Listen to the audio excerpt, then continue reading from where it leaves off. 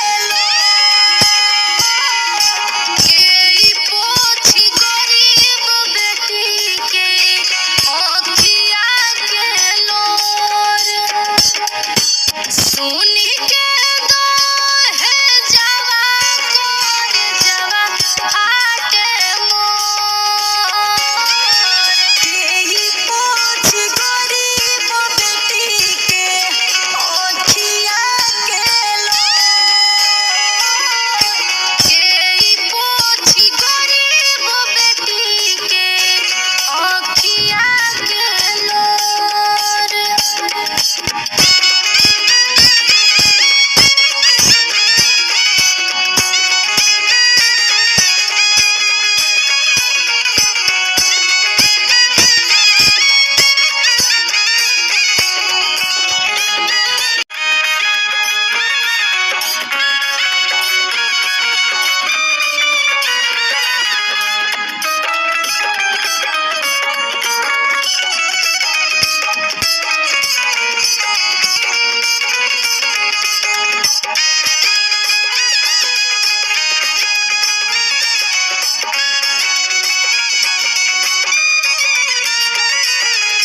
सुनी के दो है जवा कोर जवा फाटे मोर सुनी के दो है जवा कोर जवा फाटे मोर केई पोछ गरीब बेटी के ओखिया के लोर केई पोछ गरीब बेटी के ओखिया के लोर।